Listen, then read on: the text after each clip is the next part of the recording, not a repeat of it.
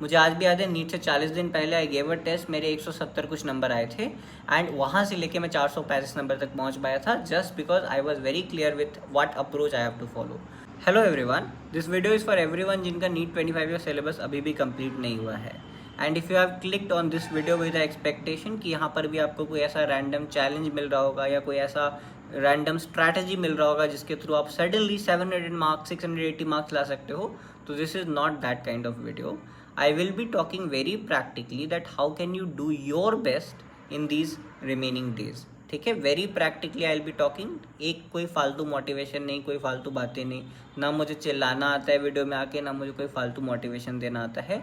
What I talk is facts on this channel. Subscribe कर लेना अगर तुम एम कर रहे हो नीट क्रैक करने के लिए तो। So I divided the entire video in just 4 tips. If you just follow these 4 things, I bet you will be doing your best. Let's start with the first one. The first tip that I'll give you is biology. तुम में से बहुत सारे लोग परेशान हो कि मेरे फिजिक्स में तो 50 नंबर आ रहे हैं, केमिस्ट्री में 40 नंबर आ रहे हैं। तुम ये नहीं देख रहे हो कि तुम्हारे बायोलॉजी में भी 200 ही नंबर आ रहे हैं, जो कि बहुत ख़राब है। चलो एक सिचुएशन मान लेते हैं कि तुम्हारे 300 नंबर आ रहे हैं, बायोलॉजी में 200, फिजिक्स में 50 और केमिस्ट्री में 50। तुम अगर ऊपर से देखोगे तो तुमको लगेगा यार मेरी फिजिक्स केमिस्ट्री काफ़ी कमज़ोर है, यहाँ नंबर बढ़ाते हैं। पर अगर तुम आइडियली सोचो ना कि 100 नंबर बढ़ाने के लिए तुमको फिजिक्स और केमिस्ट्री में क्या करना पड़ेगा, तो आइडियली फिजिक्स में तुमको 50 से 150 पहुंचना पड़ेगा। एंड ये तुमको भी पता है कि फिजिक्स में 150 लाना इज एक्सट्रीमली डिफिकल्ट। बट अगर तुम बायोलॉजी में 200 से 300 जा सकते हो, जो तुमको भी पता है कि हाँ यार बायोलॉजी में तो 200 to 300 जाया जा सकता है, तो तुम वो 100 नंबर बढ़ा रहे होगे with come effort. In my first attempt मेरे 435 नंबर आए थे, जिसमें बायोलॉजी में 280 नंबर थे।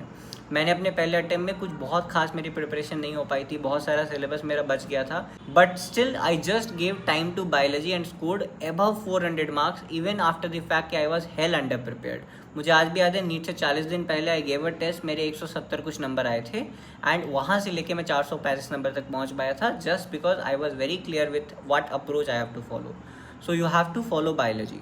As far as biology is concern, तुमको नई NCERT टेक्स्ट बुक्स खरीदनी है जो कि बहुत ज़्यादा कंसाइज हो चुकी है, बिल्कुल उसमें कुछ नहीं लिखा, बहुत पतली पतली 2 बुक हैं। And trust me on this, if you have dedication, if you are studying at least 12 to 14 hours now, for next 15 days you have to study 12 to 14 hours. And if you'll follow me for next year, if you follow any other YouTuber, they have strategy to crack NEET in 2 months, but I am someone who never gave a strategy. If you want to crack NEET, if you'll ask me, I will say कि 12 घंटे रोज पढ़ो, पूरे साल NEET crack हो जाएगा। ठीक है, subscribe कर लेना अगर तुम एम कर रहे हो नीट क्रैक करने के लिए तो। I give you very practical guidance. ठीक है, क्योंकि मैंने मेहनत करके क्रैक किया, मैंने ड्रॉप लेके मेहनत करके क्रैक किया एग्ज़ाम, और मुझे पता है कि मेहनत करके ही एग्ज़ाम क्रैक होगा।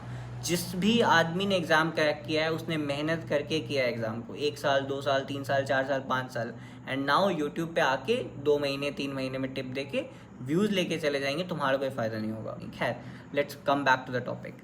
तो biology at least try to read the NCERT 2 times, 2 or 3 times, and that is doable.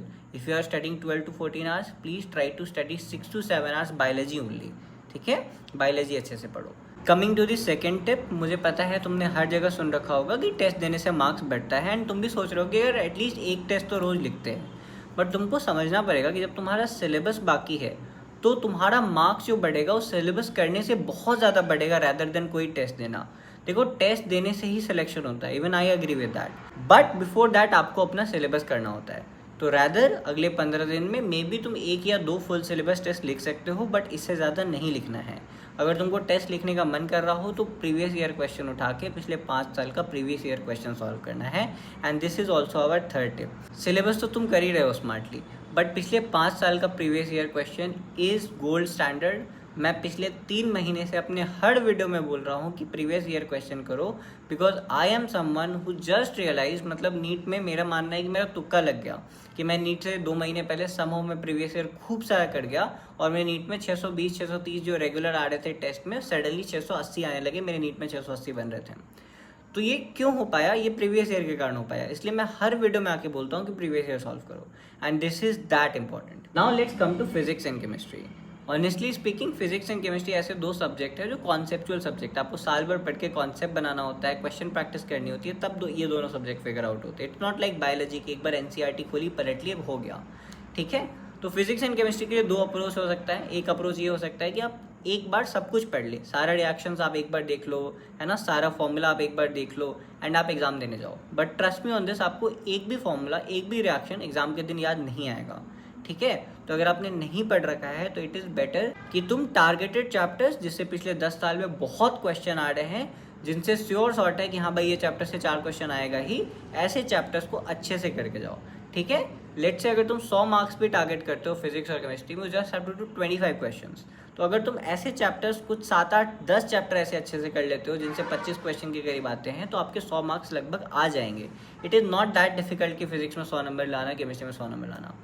तो मैंने फिजिक्स और केमिस्ट्री की रिडम्पशन वीडियो बना रखी है इसी आइडिया को लेके, जहाँ पे मैंने ना ही सिर्फ तुमको ये बता रखा है कि हाँ भाई इससे इतने इतने क्वेश्चन हर साल आ रहे हैं पिछले 10 साल में, ये इंपॉर्टेंट टॉपिक है, ये ज़रूर पढ़ लेना। मैंने ये भी बता रखा है कि ये टॉपिक्स छोड़ सकते हैं, और मैंने ये भी बता रखा है कि ये चैप्टर डिफिकल्ट चैप्टर है, ये चैप्टर ईजी चैप्टर है, तो उसके अकॉर्डिंगली तुम प्लान कर सकते हो अपना physics and chemistry. Having said that, ये वाला जो एडवाइस है वो मेजरली उनके लिए है जिनका एक मेजर चंक ऑफ सिलेबस अभी भी बाकी है।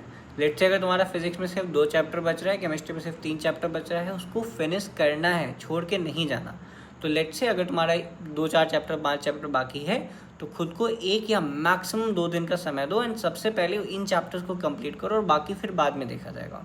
एंड लास्ट एक बोनस एडवाइस मैं दूंगा कि इस वीडियो के बाद खुद को थोड़ा 2 घंटे देना, सामने में एक स्ट्रैटेजी बनाओ कि हाँ ये चैप्टर्स मैं करके जाने वाला हूँ। वीडियोस देख लो एक बार फिजिक्स केमिस्ट्री वाली, एक बार प्रीवियस ईयर का हो सकता है बुक उठा के देख लो कहाँ से क्वेश्चन आ रहा है, फिगर आउट कर लो, okay this is the marks I want. One more thing I want you guys to comment down, इसकी एक प्रैक्टिकल टारगेट रखो खुद के लिए कि नीट 25 में I want to score this much. देखो मेरा भी मार्क्स आ रहा था 200, 250, 300 नीट मेरे फर्स्ट अटेम्प्ट में, when I was preparing in my first attempt. अगर मैं ऐसे सोचने लगता यार मुझे 700 नंबर लाने हैं, 680 नंबर लाने हैं, तो शायद मैं, जब मेरे 300 आ रहे थे तो मैं पढ़ना ही छोड़ देता नीट से 10 दिन पहले। बट चूंकि मैंने नीट से 10 दिन पहले ये सोचा कि चलो यार कम से कम 500 पहुँचना है, मैं अच्छे से पढ़ पाया, मैं काफ़ी कुछ ऐसा पढ़ पाया जो मुझे एंड मोमेंट पे याद रहा। मेरे नीट में 435 आया, जो कि मेरे एक्सपेक्टेशन से बहुत ज़्यादा थे, और उसका एक बहुत इंपॉर्टेंट रोल था मेरे अगले साल नीट में 675 लाने के लिए। तो बहुत सारे लोग आपको एक ब्लाइंड मोटिवेशन देंगे, बट ब्लाइंड मोटिवेशन को साइड रख के एक प्रैक्टिकल स्ट्रैटेजी खुद के लिए सोचना, एक प्रैक्टिकल मार्क्स खुद के लिए सोचना, एंड देन अगले साल एक अच्छे रैंक के लिए पढ़ना। This is the ideal approach that I will suggest you. बाकी अपनी एक स्ट्रैटेजी बनाओ, कोई यूट्यूबर की स्ट्रैटेजी कभी किसी के काम नहीं आती, मेरी स्ट्रैटेजी भी तुम्हारे कभी काम में नहीं आएगी। What I did, what I made कभी काम में नहीं आएगी। खुद बैठ के एक स्ट्रैटेजी बनाओ कि ओके लक्ष्य ने बताया कि ये चैप्टर्स इंपॉर्टेंट है, ये प्रीवियस ईयर में आ रहे हैं, ये मुझे चैप्टर्स करने हैं, मैं ऐसे करूँगा, मैं इस दिन करूँगा, 1 टेस्ट लिख दूंगा, ये 2 टेस्ट लिख दूंगा।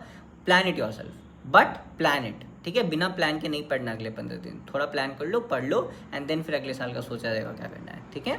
This is it for the video. Please consider subscribing this channel अगर तुमको थोड़ा वीडियो प्रैक्टिकल लगा हो। I will see you in some other video, till then bye bye.